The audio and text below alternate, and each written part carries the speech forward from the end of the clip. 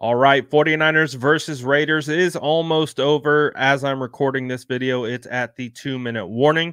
But I want to talk about players that I thought stood out during this game and I think could have a chance of really making an impact on the 49ers final 53 and maybe some guys who didn't.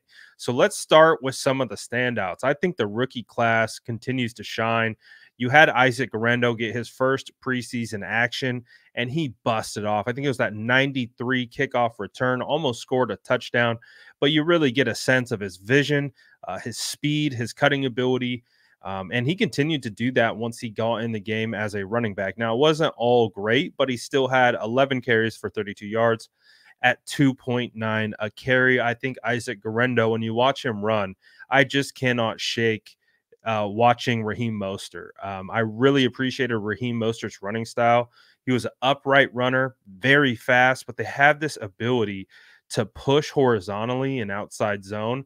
And then when they see the lane, it's one cut and they're upfield and they're gone.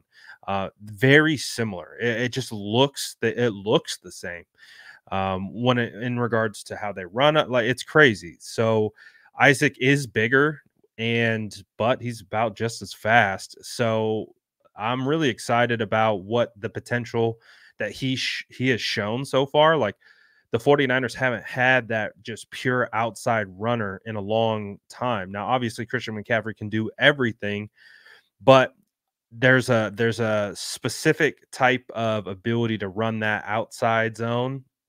And again, I'm not saying Christian doesn't do that. I want to be very clear. But Isaac has this natural ability that I really, really like. And of course, we saw Jordan Mason ball out. He looks great out there. 8 carries for 42 yards, 5.2 a clip with a touchdown. He looks solid. Patrick Taylor added a touchdown on the ground. He seems like he would be a good practice squad candidate. Jacob Cowing continues to have a phenomenal preseason. He had 3 receptions for 39 yards and a touchdown. And again, the game is still going, so there could be some late, garbage time stats that are added on. But so far, this is what we got. So I want to talk about Brock Purdy in a little bit. But again, Jacob Cowing looks like a great player. He's just a natural football player.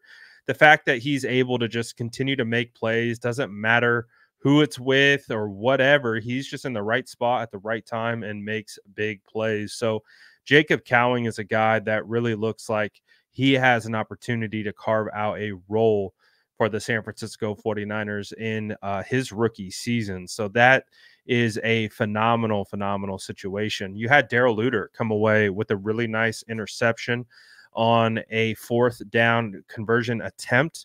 And Darrell Luter, you wanted to see him, come out and make some plays. He did have some missed tackles on the day, but it was good to see that he was able to come back with that interception in a crucial time. So overall, we got to see the starters. That was one of the bigger stories of the day. It was kind of a disjointed at times, really cool at times. Like we saw Brock Purdy throw that phenomenal pass to George Kittle right over the middle, got it over the linebacker's hands, right in between the safety. George makes a phenomenal catch to go up and get it. You had another play action rollout where Brock Purdy kind of does his sidearm sling and he just looks comfortable out there. He looks in rhythm. Obviously, it wasn't all perfect. He did throw an interception, at least on the interception that it looked like. He put it right on Deebo Samuel. Now, to Deebo's defense, it did look like the DB got his hand kind of wrapped around and maybe deflected the ball. But I would say it was an accurate ball. I would say the wide receiver had an opportunity to make a play on the ball. I would just have to say it was a better play by the DB considering that context. So that turned into an interception, unfortunately. But other than that, I thought Brock Purdy played really well. Him and Deebo Samuel connected early on that beautiful ball down the left sideline. Deebo Samuel makes that high pointing catch. It reminded me of a couple of the catches that Deebo made in training camp, and seeing that it's crossing over is pretty cool. And obviously, Brock Purdy having the trust, like those are tight window throws. The margin of error, it's effectively like a 35-yard back shoulder throw. There's really slim margins of error there. and beautiful. You saw a little bit of everything. Brock showing off his improved arm, obviously not having to go through the rehab process anymore, those types of things. So everything I saw from Brock was promising. He had one carry for 14 yards.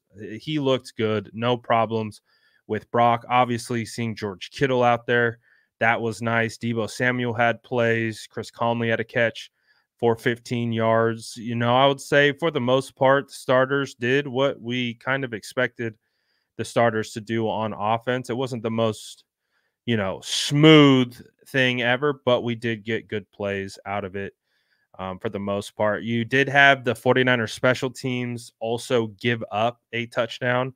So the return, I just think that what I'm starting to realize with this new kickoff return is that it's going to create a lot of big explosive plays, which honestly is a great thing considering it was such a wasted play. It was such a routine play that it was so boring. And now it's like these kickoffs, if you don't kick that thing out of bounds and they don't start at the 30, these teams are going to have legitimate opportunities to make something happen. It's one or two guys missing and you could be potentially going all the way. So we saw big returns on both sides.